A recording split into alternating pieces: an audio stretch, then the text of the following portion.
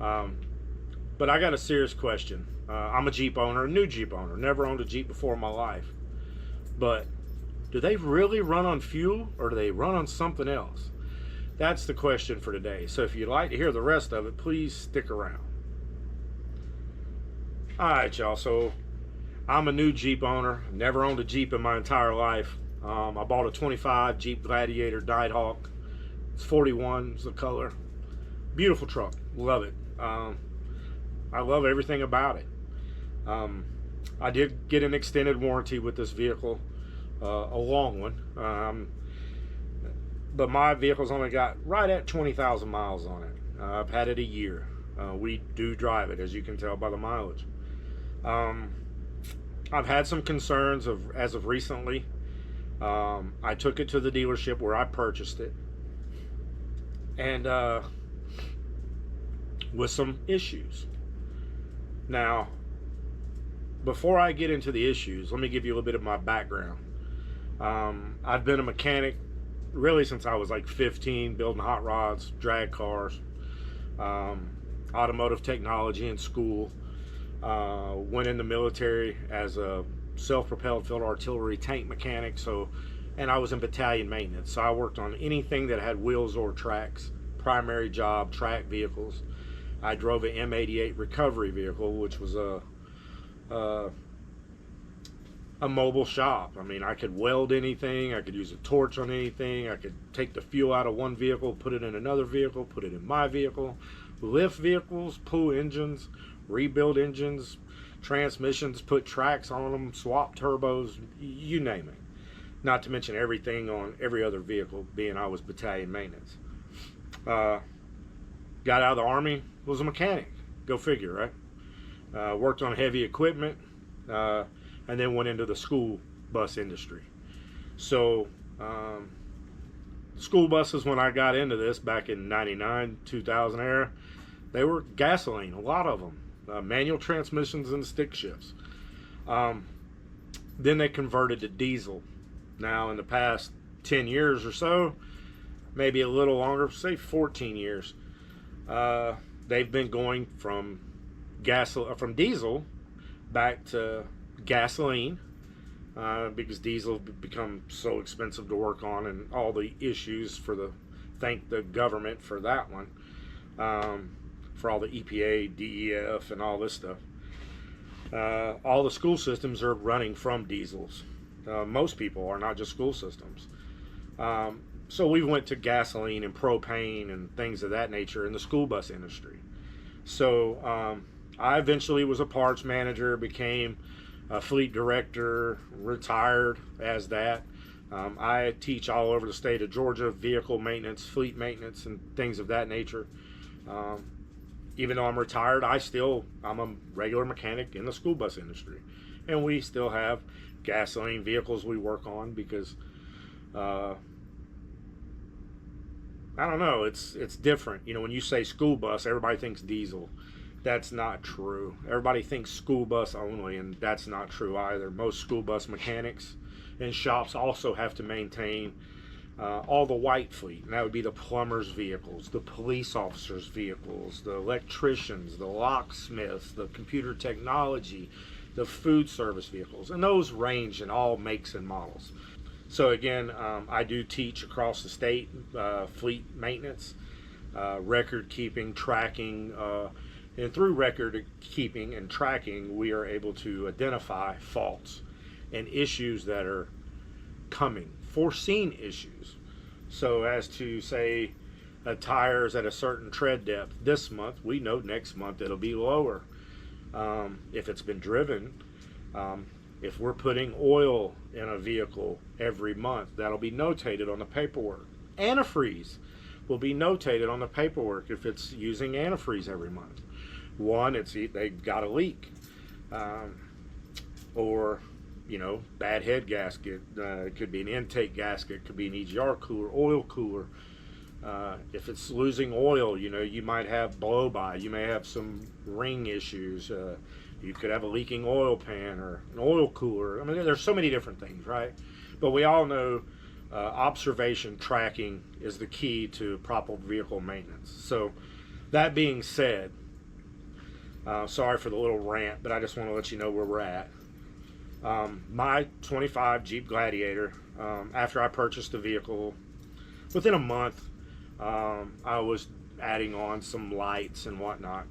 So I bought like a standalone piece that goes underneath the hood so I could wire my lights into that and not tamper with factory wiring or anything of that nature, because I want to keep my warranty, right?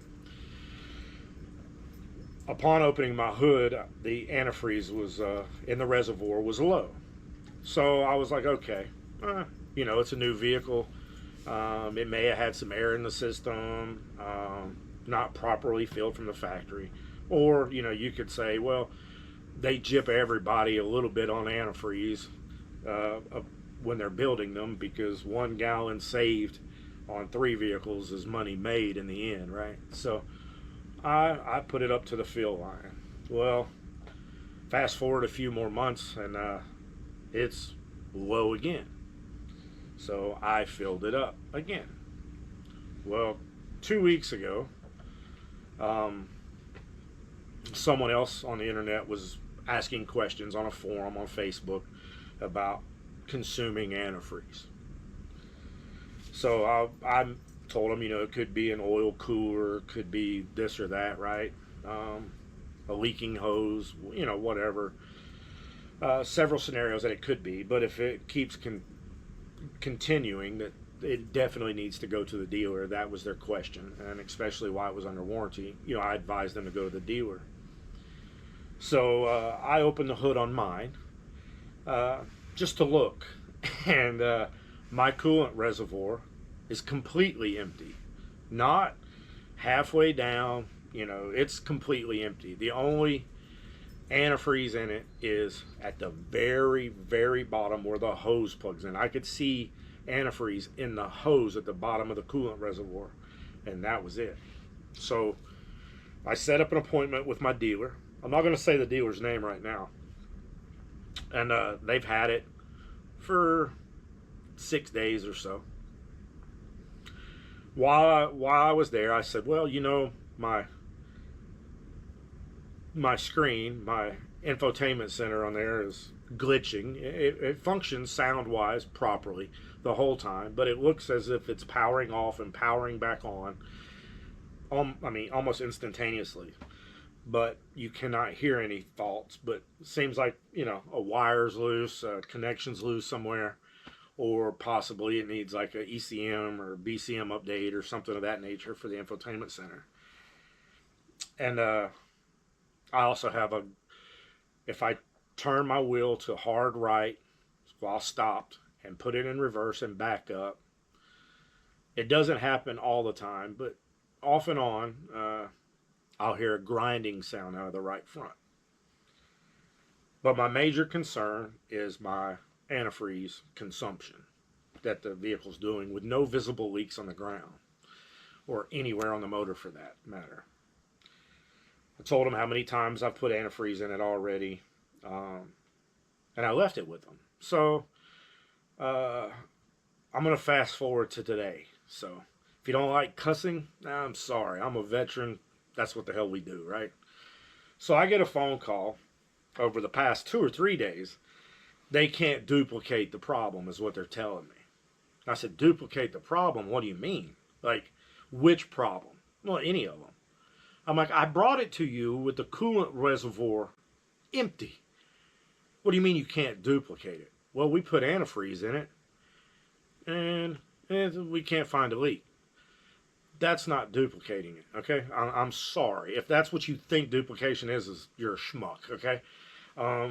That one killed me. The grinding to the right, they said they've driven it around the parking lot all day and they can't find anything. Well, again, that's not full right and in reverse, okay? I don't know what to tell you, but that don't sound like that to me. And they can't duplicate the infotainment issue. So they asked if they could drive at 150 miles, wanted my permission. I'm like, do what you need to do. You know what I mean? I don't care. I just want my stuff right. Well, guess what? Today, they called me. And I'm going to apologize to the service writer who done this. I know I cussed at you. I know I cuss a lot, and I know I cussed you. I did apologize to you many, many times and told you I wasn't cussing you. But whoever your mechanics are, your technician, and your shop foreman, they're a schmuck. All right. So they told me that the antifreeze consumption is that's a Jeep thing. It's just they just do that. You know, I don't know what the realm of mechanical technology, abilities, functionality, or whatever the call it. That's not acceptable. Antifreeze is not a consumable product. It's not oil. It's not gasoline or diesel. It's not even battery life, right? So even if it was an electric vehicle, if it's consuming antifreeze, your batteries can overheat because most of the batteries are cooled by your cooling system. So then you could overheat your batteries if you had one of the electric Jeeps or whatever. You know what I mean? That's absurd, right? So then they tell me they pressure tested it. Well, how did you pressure test it? That's my whole question. How? You know what I mean? Like, did you pressure test it when the engine was cold? Because it may not leak cold. Like, it really may not. Did you pressure test it first thing in the morning? It may not leak. Or did you pressure test it when the engine's hot? Because it may not leak then. It might leak only when it's cold, or it may leak only when it's hot. And when did you pressure test it? And the reason I say that is because there's so many different metals within an engine, right? Like you have the gasket, whatever the gasket's made out of, right? And then you have the aluminum heads, and then you got like a cast iron block or some shit, right? Like there's so many different things. If you look at the oil cooler, you know, I've told them if the oil cooler's leaking, I don't even work on Jeeps, never have. But if the oil cooler's leaking, I don't know, correct me if I'm wrong, but antifreeze can seep out there, stay in the valley, and then evaporate before you ever find it. Like, if you really did pressure test it, you got to be losing coolant somewhere. And the guy's like, nah. So, and I'm like, look, dude, like, he's like, they just do that. It's just a Jeep thing. And I'm like, I didn't buy a $50,000 car to haul around antifreeze. If that was the case, I'd be riding around in my 94 Suzuki Samurai, which probably still got the same antifreeze in it. I mean, I know it don't, but it's never leaked. The car's been sitting 7 years. Almost got the engine ready to put in it. The antifreeze still in the shit. Go figure, right? Thank God I bought a Gladiator because I have enough room in the bed to haul all the antifreeze this son of a bitch is eating, if that's the case, you know? They did finally duplicate the infotainment center, so they're ordering a whole new infotainment deal, so we'll see if that fixes it. They couldn't duplicate the turning to the wheel grinding, which, okay. I'll film that and take it back up there for that bullshit when it does it again, if I can get it on film. Because, like I said, that one doesn't do it all the time. But the fact that I told them, I'm like, look, man, I'm a mechanic. I'm not telling you how to do your job. I'm not telling you, you know, what should be done. But I don't think it's being checked properly. You telling me that antifreeze, just adding it to this damn reservoir constantly, is acceptable for a new vehicle purchase of this type? You're insane. I told him that, you know, look, I'll film this. I'm gonna come to your lot when I pick it up. So you tell me when it's ready. I'll come pick it up, and I'm gonna film when I pick it up. And I want you, your shop foreman, or whoever you want to send out here to go out with me. And I'm gonna draw a line on my coolant reservoir. All right, and then I'm gonna drive the vehicle. And if it goes down again, guess what? I'm bringing it back, and I'm going to open the hood and show one of you guys that were my witness on film as to where it was, okay? And if it keeps doing it, you can keep the truck. I'm not that attached to a Jeep. This is my first experience, and yeah, I don't like it. You know what I mean? So I'm like, I've done this for a living. You know, I was a shop foreman at a bus shop and retired as a fleet director and all this stuff. And they're like, oh, well, you were on buses, you know, the diesels, right? Yeah, diesel. What the hell does that mean? They all have the same cooling system, right? Might be a little more additives in a diesel antifreeze than there are in a regular gas vehicle or whatnot, but coolant system's a coolant system. I don't give a damn what it is. It does not consume antifreeze unless something's wrong, right? To me, that was very insulting. Well, then when I tell them that as a fleet director, I purchased 2 vans from them the year before I retired, they kind of changed a little bit, right?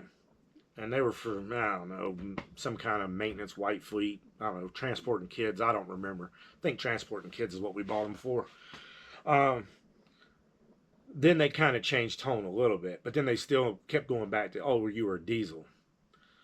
I don't know. I mean, yeah, but that one confuses. That one upsets me. I'm gonna be honest with you because they don't realize all the types of vehicles we work on. Yeah. So is that normal? Is that something you just have to live with, or do I just stand my ground, bring it back to a couple more times, and then just let them keep the son of a bitch? Because that's where I'm at. I feel like we paid too good of money um, with a warranty that's not really backed by technicians that know how to either write it up or one do the work itself. God forbid one of those guys from the dealership that I'm going to know that this conversation is going on, because they'll know it's me, and I don't know. Pretty disappointed, to be honest with you guys. Stellantis, Jeep, whoever, I don't know. The dealership I took it to, I don't want to say the name yet, but I am going to film it. I'm going to film me picking it up. I'm going to film underneath the hood. I'm going to film the reservoir. I'm going to film everything. And I'm going to check it every damn week. And I told him that. I'm going to check it every damn week. And if it's 1 inch lower, a quarter of an inch lower, I'm bringing it back. And I'm going to film those. And then if they need proof, they can refer to the YouTube videos. Because I'm not playing these games. I've worked too hard and I've come too far for some guy to tell me that they're using that much antifreeze is acceptable. If anything, I'm going to go back to the DEF fluid. If they're worried about DEF fluid and making sure all these vehicles are emission clean and good for the environment, how about you do something about your leaking ass antifreeze or burning ass antifreeze? What if it's not going into the cylinder and being burned out or something? Bad head gasket or whatnot. So if you're worried about the environment, why don't you fix that? Antifreeze isn't that good for the environment anyway, so do something about that. Stop me from polluting with all the jugs of antifreeze I have to buy and tell me that's acceptable. I don't know. Anyway, that's my rant. You got to see a little bit of it. I don't know. What do you guys think? Like, are you Jeep guys seeing this? And what are they finding? How many times do you have to take it back? And how many of you just said, hell with it, do a lemon law and keep the thing and I'll go buy something else? Let me know. I'm really truthfully curious on that. And also let me know about wheel full turn right and then backing up. I never had that problem before. I took it there and then they did a tire rotation and balance, and then that started. So anyway, I don't know. I'm not blaming them for that. It is what it is. We'll figure that one out. But if you like the video, if you like my rant, if you don't like it, I don't know. It is what it is, right? But if you do, please like and comment. Please subscribe. I would love to hear your comments on this topic. But the audacity of this shit, though, is like, I've done this my whole life, right? And I don't know everything. I'm going to admit that. I really don't. But this is just unacceptable. But what do they do to you wives or your girlfriends or you guys that never turn wrenches your whole life, and you bought a Jeep because you like the ride and the look and the lifestyle of a Jeep? Like, I get that. Like, I embrace that part of it, the lifestyle and that kind of stuff. But what do they do to you guys that don't know any better or don't have a clue as to how these things are supposed to operate and what's acceptable and what's not? Give me your stories. I would love to hear that.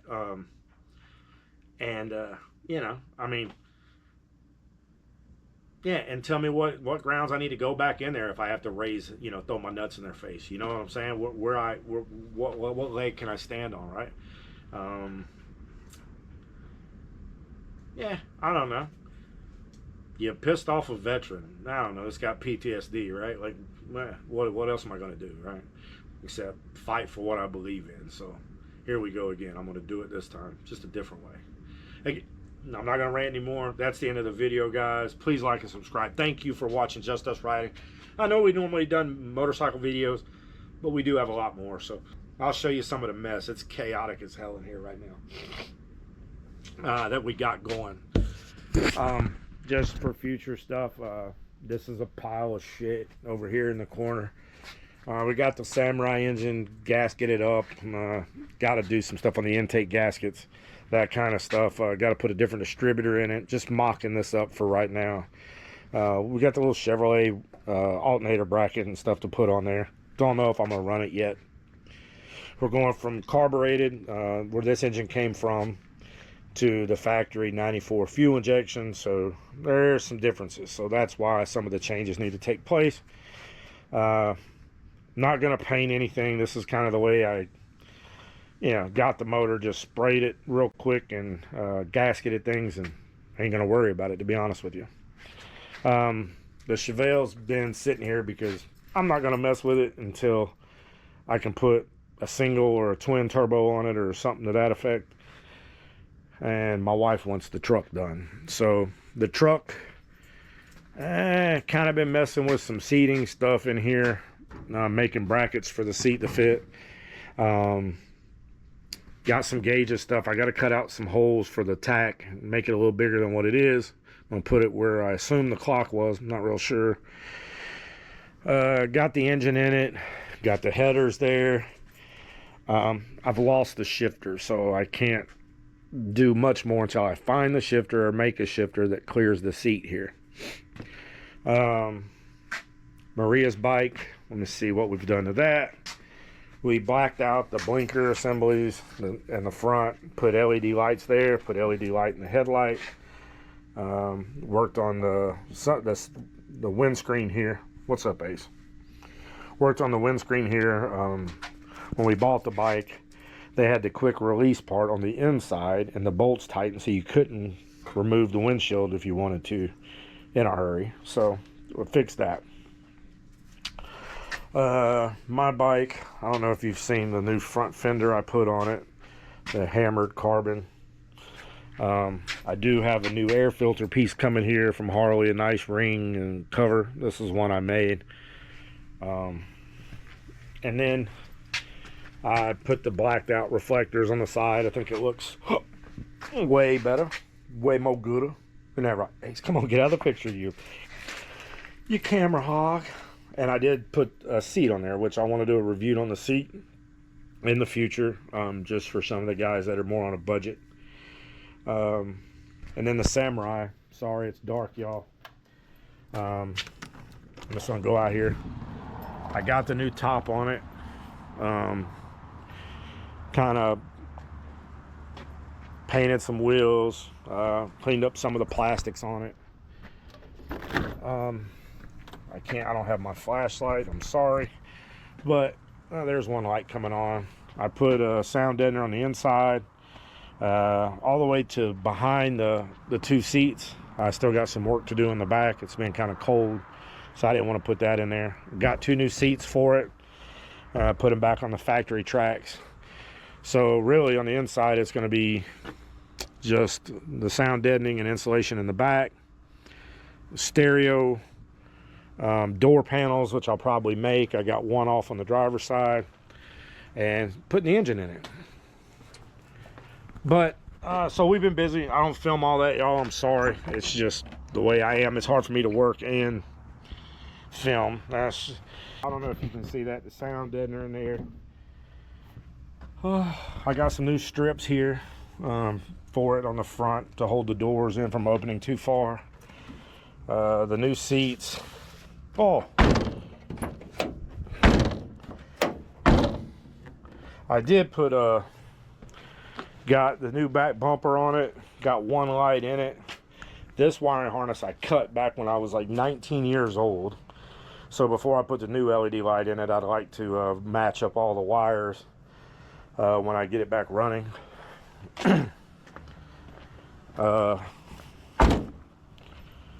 Put on a new front bumper with LED lights in the bumper, and got new LED lights for the hood, and put LED corner lights on it as well. The only ones they don't sell right now that I can't find are LEDs for the rear corner of the bumper. I can't find those, so if you guys know where those are, just you know, send me something on it. But anyway, that's what we're up to. That's what we got going. I'll try to film more of that shit or stuff when, you know, I'll try to film more of that when we get to it. It just is what it is. But again, that's what we got coming in the future. That's where we're at. Sorry about the long outro, guys, but come on, Ace. Come on, boy. Come on, where you at? There you are, boy. Come on.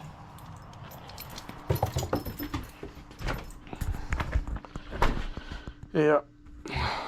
But anyway, I just want to show y'all a little bit of the stuff we got coming in the future, what we're working on, what we're currently doing. And again, please like and subscribe. I'm sorry for the long outro, y'all. It just is what it is. I'm aggravated. Like, I'm totally disappointed at this point. One, with the product, and two, with the dealership, to do that. I just, it's unacceptable, y'all. Like, don't take bullshit. Like, if you know if it smells like bullshit, it's gonna taste like bullshit. So don't let them feed you that line of crap, okay? That's it. I appreciate it. Again, we'll see y'all. Stay safe, stay riding, and Maria's pretty face will be in the next video, I promise.